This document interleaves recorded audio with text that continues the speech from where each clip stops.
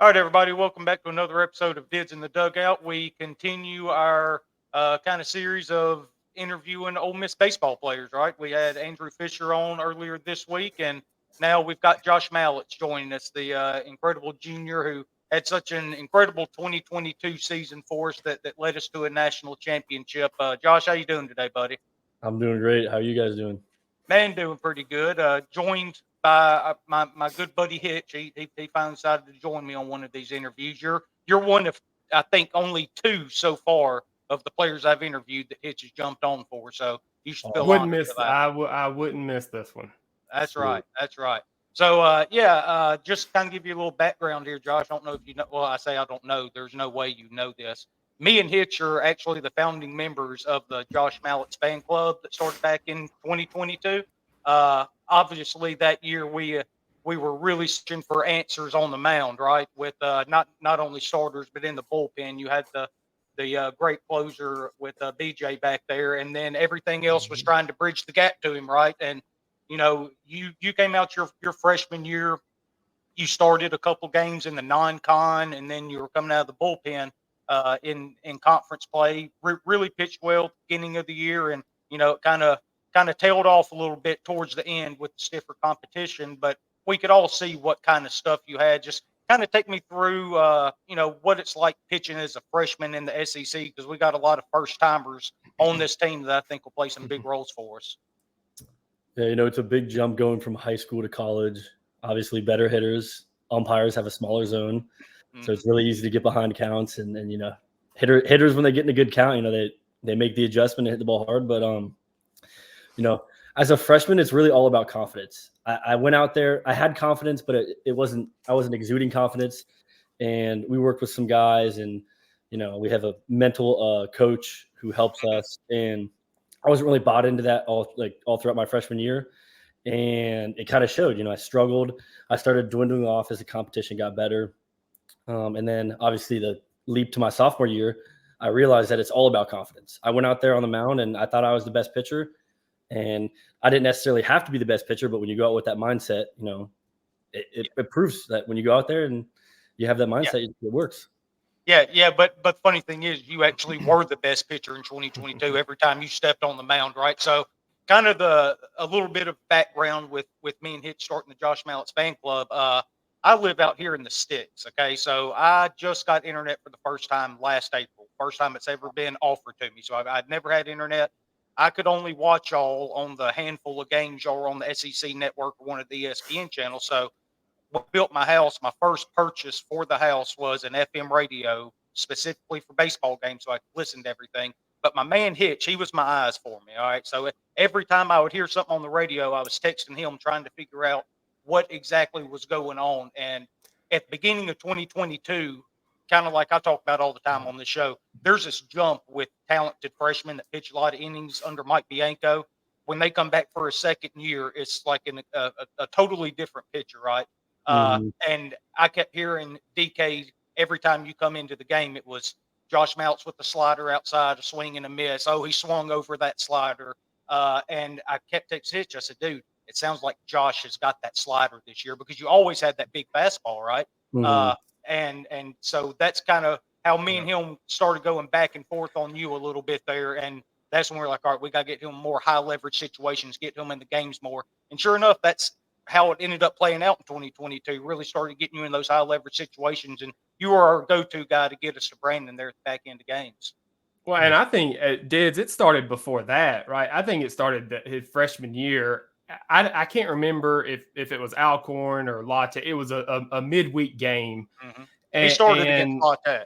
Maybe that's what it game was. Didn't go as good in the first inning, but and here's the thing, though. But here's the thing: is normally I've got the ball game on in the background. I don't know, doing stuff around here, and I was watching that game, and I knew that if anybody else was listening to it or watching it, was Dids.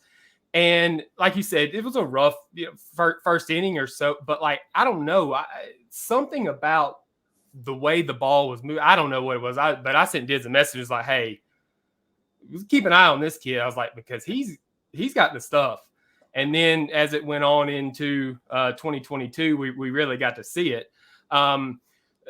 really interesting thing said there was the jump from your freshman year to your sophomore year. And I'm going to turn around for a second. I've got your stats from those two written up here on my whiteboard. Man, kind of take us through the jump that Dids was talking about, because in each year you made 17 appearances, about the same amount of innings. The big difference is your ERA, right? In your sophomore year, it's under 2. Your freshman year, it's over 7. But if you look at it, your K per 9, it's still pretty good your freshman year and your sophomore year. So I guess looking at the numbers, you would say, where was the diff? Where did you make some changes from your freshman year to sophomore year to really, because you were still striking guys out, but you were limiting the runs and limiting the guys getting on base? Yeah, I mean, I think the biggest jump for me was just being able to go out there and locating a slider that hitters just couldn't hit. Obviously, everyone knows that if you watch the season. Yeah. But my freshman year, I didn't really have like an out pitch per se. I'd get guys out on the fastball, get guys out on the slider, get guys out on the changeup. But my pitch usage changed drastically from my freshman year to my sophomore year, and I was very slider heavy at the end of the season. And I think that's why I made the jump from being an average pitcher to being an above average pitcher. Coach B and I were on the same page. I'd look down and the catcher would 3. Yeah. And I didn't really mind it because the hitters weren't hitting it, and that's what you want to do as a pitcher is limit the hits. And I think that's the reason the ERA is so much lower. Is if I did allow a runner on base, I would bear down. I would try and either strike the guy out or get weak contact. And as my freshman year, I'd just get scared up there. So you're just not giving in, right? Like you got a guy on base, you get a 2-2 count, right? You're not scared to pitch in a full count. And you're not scared to throw that slider in a full count either, right? And so you take away that hitter's advantage of being ahead in the count when you're not afraid to throw any pitch. So, commend that. Yeah. No, that is very well said. That is. I actually do enjoy pitching backwards to hitters. And like a 2-1 or a 3-1 count, like I know the hitters are looking fastball heavy. So if they're looking fastball and I can land a slider for a strike, they're usually either going to take it or hit it weak. So right. And just as importantly, when I play the show, I like to pitch backwards too, right? So which that's the exact same thing, pitching in the SEC and playing the show. No difference. I mean, show guy as well. I mean, have you played these online guys? They're tough. They're good. They are good. They are good. So and kind of piggybacking off of what Hitch was saying just then, I think a lot of it, kind of like you said, Josh, was confidence year 1 to year 2 too, because you look at it, you didn't walk a lot of guys. You were in the strike zone your freshman year, right? It was having that confidence to go up there and just know, hey, my stuff's good enough at this level, and I'm going to go up there, and I don't care who that is at the plate. I'm better than you, and I'm going to beat you with my best stuff, which, again, in 2022 was that sliders. Might be the most unhittable pitch I've seen from an Ole Miss pitcher in, years, man. I mean, it was just unreal how you go up there and you could throw 3 of them and they'd be back at the dugout. It was incredible. Yeah, so I'm not comparing the two pitches at all because they're different. But what it reminded me of was in the SEC tournament, I don't know, 5 or 6 years ago, the kid that threw curveball. I mean, Austin Miller, what was his name? Austin Miller, man. I mean, and he was like 89, 90. I mean, he had some pop, but they could not hit his curveball that SEC tournament. I bet he threw 90% curveballs to the point where people knew they were coming and they couldn't hit it, right? And it was kind of the same thing in 2022. It was like, it's coming, right? What are you going to do with it? Yeah. So kind of going in through that 2022 season, kind of like I said earlier, we were really, really scrambling that year, trying to find guys that could get outs and you emerge as this guy. You start pitching in midweek and then start getting into SEC play, and you're getting more and more opportunities during those games. And,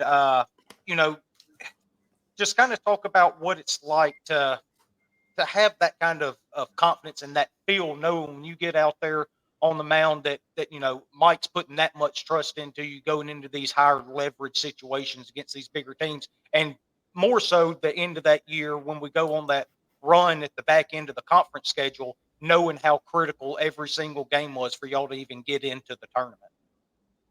Yeah, no, that feeling is amazing. I mean, the coach having trust in you, there's no better feeling. And especially when you go out there and you succeed and you have good results. There's truly nothing better than that. But I mean, it wasn't just me; it was the whole team that came together, and the starters, Hunter Elliott, DeLucia, all those guys set me up for success. It wasn't like I was coming in these crazy tough situation, and even the hitters, Tim Elko, Kevin Graham, like we had a lot of run support, so that made it a whole lot easier for me. When the team is doing good, it's a lot easier to do better than when the team is doing bad. So, but no, it's a good feeling when the coach has a lot of trust in you and he can run you out there and you do your thing. Yeah, during our little ice storm here a couple weeks ago, obviously I was stuck in the house, couldn't do a whole lot, so I decided I was going to turn on the Ole Miss Arkansas game, the DeLucia start, right? That's really all you can call it, the DeLucia start. And I knew everything that was going to happen for all 9 innings because I've watched it so many times. And you're down there warming up in the bullpen, 8th inning, I Bleav it is, and DeLucia's got 2 guys on, and it kind of seemed like an inning was unraveling on him because a guy got on with weak contact. Another guy, or the first guy got on because of a missed strike call, and then weak contact by the second baseman. It ended up getting by Chatagnier. They're runner on first and second, 1 out, and you're over there warming up. And just 2 weeks ago, I was sitting in my recliner yelling at my TV for Mike to put Josh Mallitz in, to come in and shut this thing down, even though I knew DeLucia was getting out of it. But one thing that I thought was funny, and I wanted your opinion on this, that the announcers throughout that entire game kept saying, well, this is 115 pitches for DeLucia, 120, whatever it ended up being.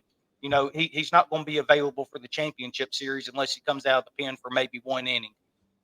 If we don't make that comeback in game 2, what are the odds DeLucia was going to let anybody else except for him take the mound on that Monday?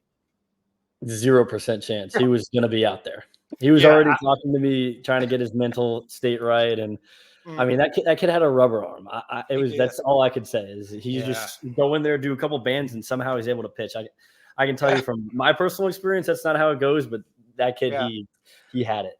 I can confirm that it is 0 chance. I had the honor to meet DeLucia a few weeks or a couple of months ago, and got to talk to him, hang out with him. I asked him that question, and he was like, nobody else was going out there, and nobody was taking that ball, right? And just so you know, like, and he's exactly like you expect him to be, right? Like he is a huge ball of energy, like bouncing around, smile on his face, saying goofy things. Man, he was a lot of fun to hang out with. But yeah, he was like, there wasn't a chance anybody else was going out there besides me. Yeah. All right. So just wrapping up this 2022 season real quick, then we can move on. You pitched obviously a good bit in the postseason for us. Ended up pitching 7 innings throughout the entire postseason, 13 strikeouts, 3 walks. I mean, just absolutely filled it up. Finished out game 1 against Oklahoma there. Just kind of talk about the experience of getting to play in Omaha, not only playing in Omaha, getting to dog pile by the time that whole thing's over with. What was that like? Pitching in Omaha was surreal. I mean, I didn't really want to take it all in when I was on the mound, but as soon as the game was over, I looked up and I was like, holy, there is 25,000 people wearing Ole Miss across their chest, supporting us. It was awesome. It was the best feeling ever as a baseball player. And then dogpiling was even better. There's no better feeling as a team than, accomplishing it all and being the last team standing. Yeah. It was a lot of fun. Me and my dad ended up making that trip up there as soon as y'all beat Arkansas. We packed bags, set alarms for 3:00 in the morning, and we made the 12-hour drive from Pontotoc, Mississippi up to Omaha. And to say that was the best weekend of my life is certainly an understatement. We had a blast up there, and that was a lot of fun to get to experience with my dad. That was one of the first things, because I went to meet the Rebels the next year and all that, obviously. And that's the first thing I told Mike when I got to meet. He doesn't know me from the next person, but I'm sure he's gotten that 100 times, just how much it means to fans that's followed this program for over 20 something years, since he got here to really be able or finally be able to experience that. So that was a lot of fun, and you were obviously a huge part of it. But now, we've kind of turned the page, new year, and right now everything is focused on getting back to Omaha, right? You missed last year due to an injury, had Tommy John, right? First of all, how are you feeling and rehabbing from all that? I'm doing good. I had my first live outing last Friday, and I'm pitching again today. So nice. Arm feels good. Everything went great. So we're on the right track to be 100% clean and pitching this year. Oh, that's awesome. Awesome. You're going to be a huge part on what I think is going to be a real weapon that Mike hasn't had in a really long time. When you look at the totality of this bullpen, right? I mean, I'm sure people are tired of hearing me say it, but this is the one thing I can't get away from with this team is how deep this bullpen is. You got, Nichols, Ketchum, Maddox, Morrell, Mendez, the freshman. I've heard really good things about him so far in the offseason. Braden Jones, Takui in. Then you bring in guys like Kyler Carmack and Liam Dole. If they're not starting, those are more arms you have in this pen.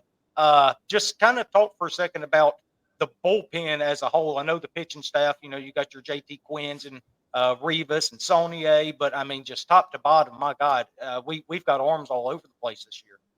We really do. We have so much depth, and the really good thing about having so much depth is, like our 2022 year when some of the starters didn't have success, we moved some of those guys from the bullpen into the starting role, and they had success. And those are the guys even we brought in with the transfer portal. Those guys can start. Guys we've had here can start, and it's just such a good dynamic. We have so many guys this year that there's no questions that this bullpen and starting rotation is going to be very, very good.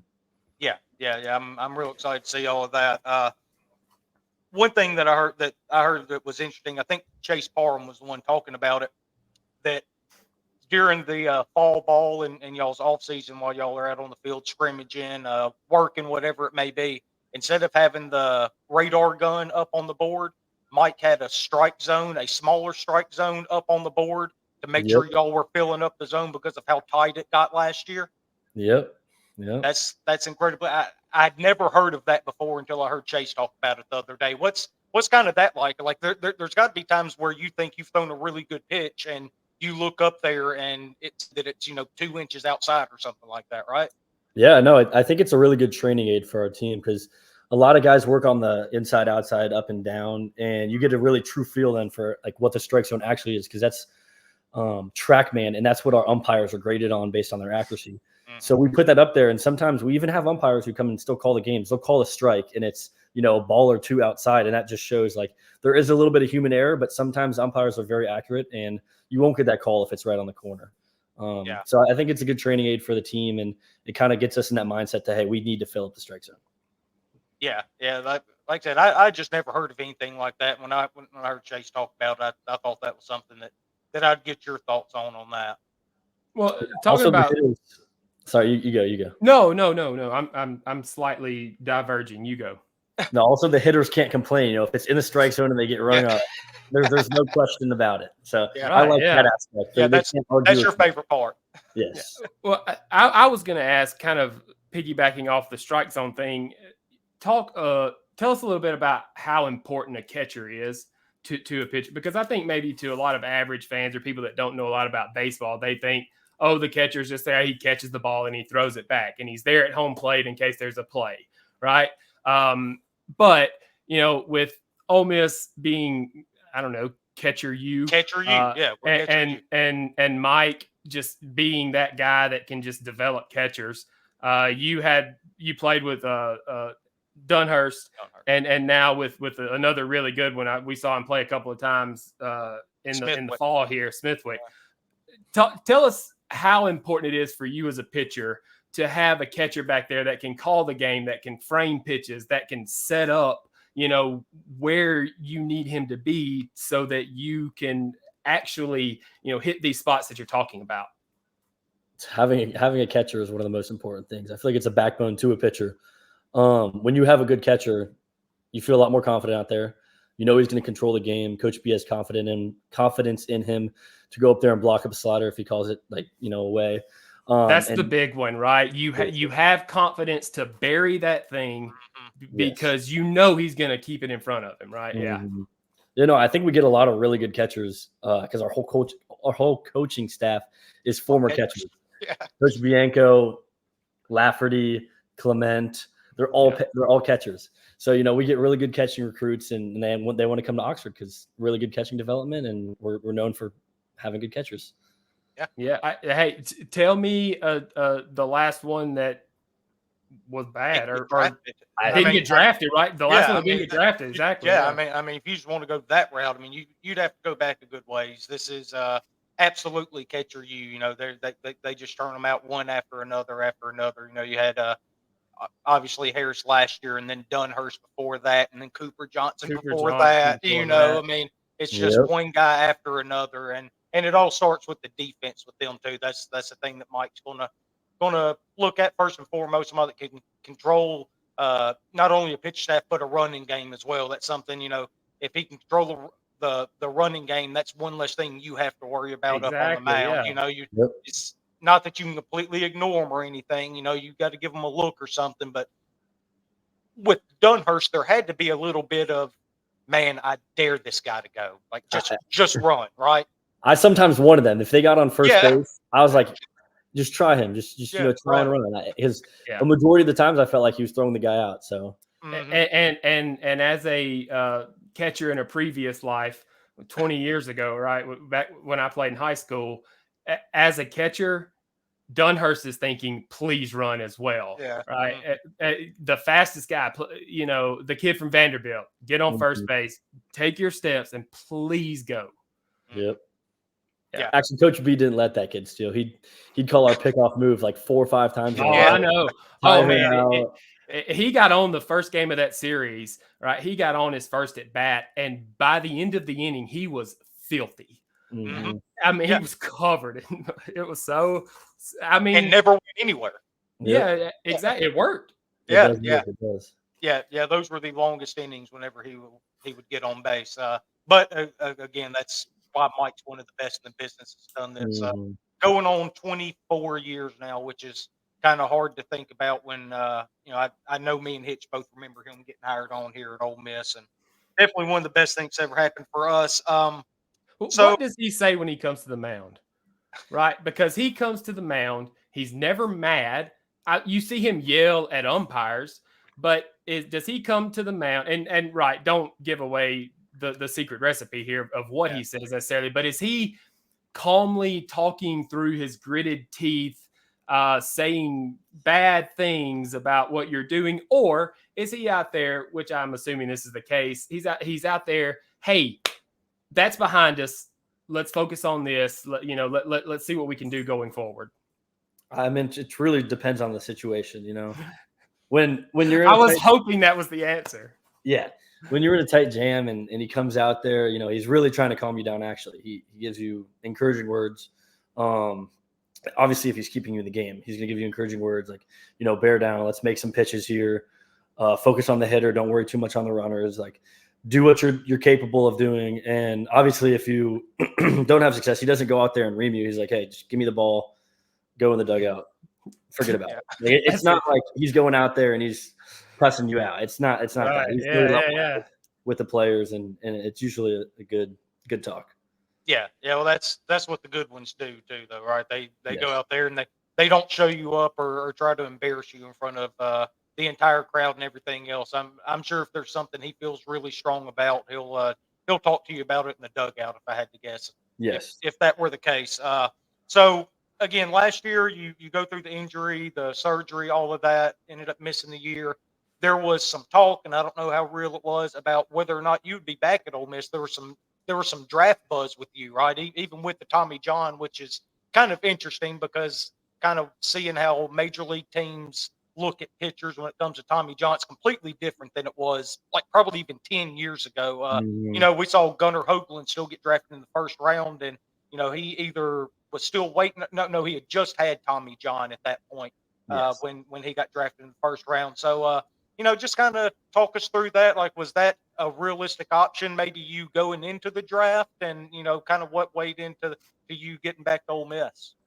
Yeah, no, it was a hard decision because I had a lot of teams who reached out to me, and, you know, even with the surgery, it's kind of perfected now, and it's not 100% return rate and everyone succeeds, but it usually is. So a lot of the teams had a lot of faith in me and whatnot. So I was talking to them, got a lot of interest. Obviously, I had an advisor talk to me and you know, kind of weigh out some of the options. But ultimately, I decided on day 2, I'd gotten some decent offers, none that were like crazy that I had to take. But it was a hard decision to come back, and I ultimately came back because I want to bet on myself and, you know, have another year. I didn't want to end the year on an injury, end the year on a bad note, not having the greatest season. So I decided, I'm going to come back for another year, hopefully win another national championship, and bet on myself and hopefully make some more money. Yeah, that's I think is the best decision. Now, if you were to tell me that the Braves were taking you there on day 2, I might have gone ahead and sent you out there, get you to Atlanta, getting that bullpen. But that would have been the only acceptable reason for you to go to the draft last year. So we'll come back out, dominate this year, get another national championship, and then we can talk about the Braves again this coming up off season in the draft. Sounds like a plan. And get you in Atlanta. So, so just kind of closing this out real quick. Well, hang on. Okay, go ahead. All right, I got a 2023 question that I like to ask when I'm on the interview of players, and I don't know, Josh. I know that you were injured. Mm-hmm. Saturday, February the 26th, 2023. Maryland is in town. Yes, they are. It's the 3rd inning. TJ McCants hits a ball. He hits a beer shower ball, laser out to right field. The catcher apparently took offense, and TJ let him know about it. It's my favorite moment, maybe in the past 10 years of my whole life. And were you there? Were you in the bullpen? I don't know. I asked Furnace this. Furnace said that it was so surreal to him because he was on deck, and so whatever. But man, TJ told the catcher about it. He told the first baseman about it. He told the second baseman, the shortstop, the third baseman. Then he told the catcher about it again when he got back to the plate. And it completely flipped me on my fandom for TJ. I went from keep him out of the lineup to he better always be in the lineup. But I've talked too much about it. Did you see it? And what are your thoughts on, ultimately, what are your thoughts on celebrations or talking shit? I personally love it. I love showing emotion. Absolutely love it. I Bleav I was in the dugout actually waving that ball out of the park. If that's the same home run I'm thinking about. Yeah. I hit like one of these, like I was just kind of like waving it out of the park. I actually think I saw video of you waving it out. That is the same home run because they put a shot in the dugout of that. Yeah, and you're sitting there just waving that sucker out of there. Yeah, I mean, I'm a huge fan of emotion. If you do something, if you're a hitter and you hit a home run off me, like I'm not going to take offense to it. You beat me, you can have your little 2 minutes of hype and energy and go for it. But then we're going to lock back in and continue to battle. Same with me on the mound. If I make a big pitch or win a game or something, I'll show a little bit of emotion. But I'm on fist pump. Absolutely. Yep. I've said it for. If I were to hit a bomb in a big situation, like they'd have to go to commercial break while I went around the bases. I'd act a fool. But the same thing is if I get up there in a big situation and you strike me out and you show emotion, you pump your fist. Hey man, point your finger at me and tell me what you did. I want to handle that because I appreciate your emotion because I'm going to have some too. I like that answer. It's a good answer. Thank you. Yeah.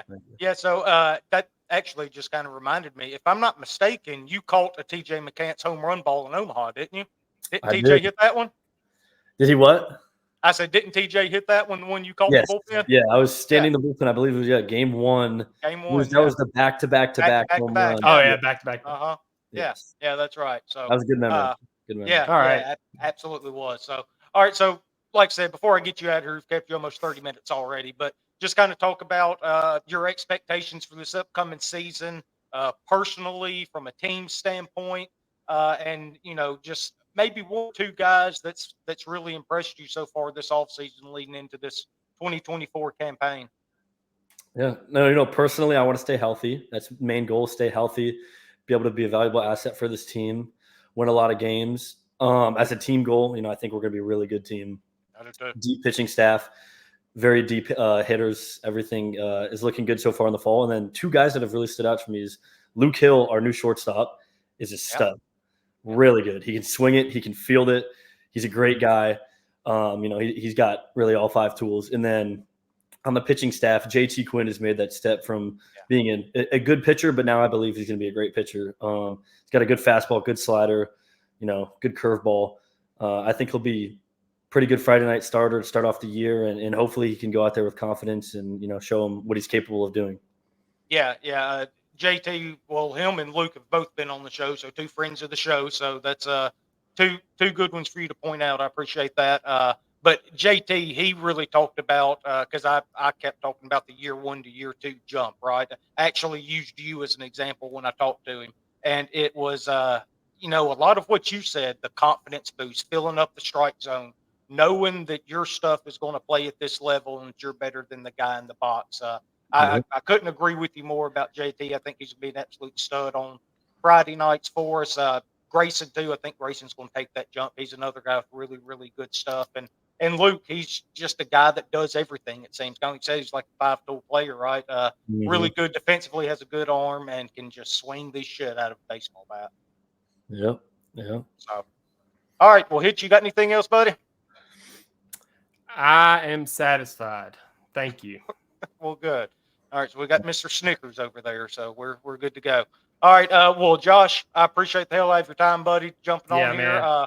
Good luck this season. Stay healthy. And I don't know. Let's go break like a saves record or something this year. How about that? Let's just go. Sounds good.